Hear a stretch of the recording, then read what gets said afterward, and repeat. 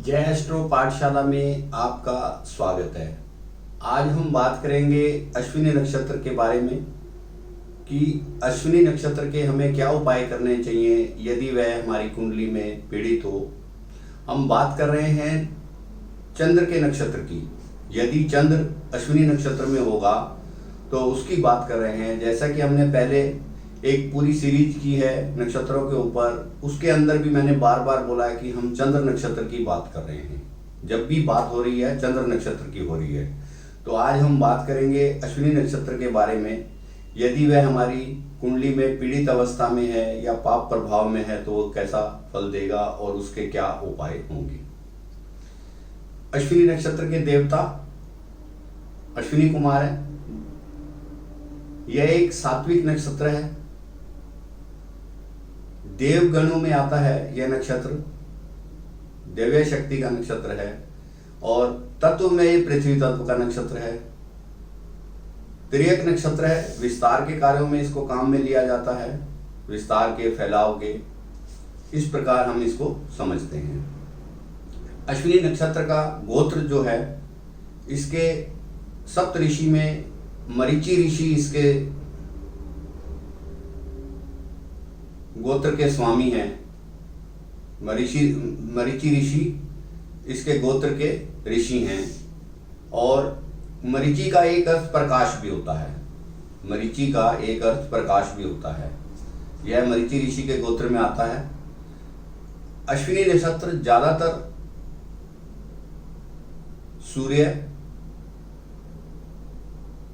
केतु, मंगल के प्रभाव में हो तो ज्यादा शुभ फल देता है, क्योंकि सूर्य इस राशि में उच्च का होता है और केतु का ये नक्षत्र है और मंगल की ये राशि है। अश्विनी नक्षत्र सूर्य पुत्र भी है। यह सब बातें हमें ध्यान रखनी चाहिए। यदि यह हमारी कुंडली में निर्बली हो, चंद्र नक्षत्र हमारा जो अश्विनी नक्षत्र है वह निर्बली हो, पाप प्रभाव में हो। पाप प्रभाव में कैसे होगा? युति से पाप प्रभाव में हो सकता है, दृष्टि से पाप प्रभाव में हो सकता है, पाप कर्तरी में हो सकता है, आगे पीछे पाप ग्रह आ जाए भावों में। तो ऐसी स्थिति में यह नक्षत्र क्या करता है?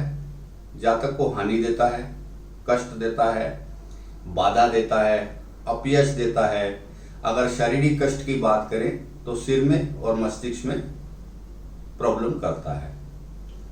जब ये नक्षत्र पीड़ित हो जाता है तो सतोगुण इसके कम होने लग जाते हैं, देवगुण कम होने लग जाते हैं, पृथ्वी तत्व कम होने लग जाता है। पृथ्वी तत्व क्या है? सहन शक्ति है, वह कम होने लग जाती है।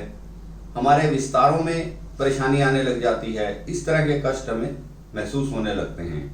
तब हमें अश्विनी नक्षत्र की बारे में समझना चाहिए कि इसकी नक्षत्र की किस प्रकार हम पूजा करेंगे, या नक्षत्र के स्वामी की पूजा करेंगे या किसी देवी देवता की पूजा करेंगे। इन सब बातों को तब हम समझते हैं। यदि हमें अश्विनी नक्षत्र पीड़ित होने के बाद कष्ट दे रहा है, बाधा दे रहा है, तो हमें गणेश जी की पूजा करनी चाहिए। गणेश जी की पूजा अर्चना करनी चाहिए। ओम गम गणपतये नमः की 3 माला प्रतिदिन करें, जिससे कि आपके कलह क्लेश दूर होने शुरू होते हैं। देवता की पूजा करनी चाहिए। इसके देवता हैं अश्विनी कुमार जी, उनकी पूजा करनी चाहिए। या हमें अश्विन मास में या अश्विन नक्षत्र में भी पूजा करनी चाहिए। अश्विन मास ज्यादातर सितंबर अक्टूबर में आता है, तो इसके पूर्वार्ध में इसकी पूजा करनी चाहिए। अश्विनी नक्षत्र की देवता की पूजा करनी चाहिए।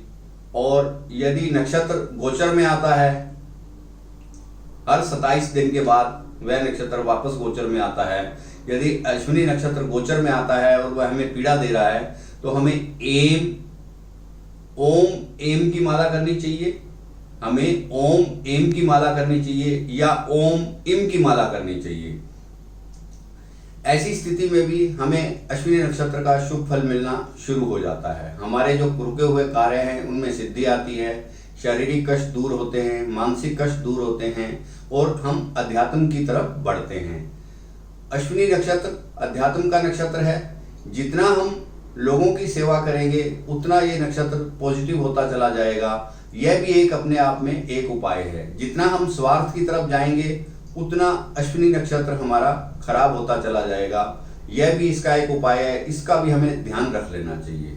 यदि इस नक्षत्र की ज़्यादा डिटेल आप जानना चाहते हैं तो पीछे आप अश्विनी नक्षत्र के बारे में समझ सकते हैं। आज मैंने आपको इसके निर्बली होने का और उसके निर्बली होने के क्या लक्षण होते हैं उसके बारे में बताया और इसके उपाय के बारे में बताया। यदि यह वीडियो आपको अच्छा लगा हो तो इसे आप शेयर करें, लाइक करें और मेरे चैनल को भी सब्सक्राइब करें, जिससे कि मेरा आने वाला वीडियो आपको सीधा मिलता रहे।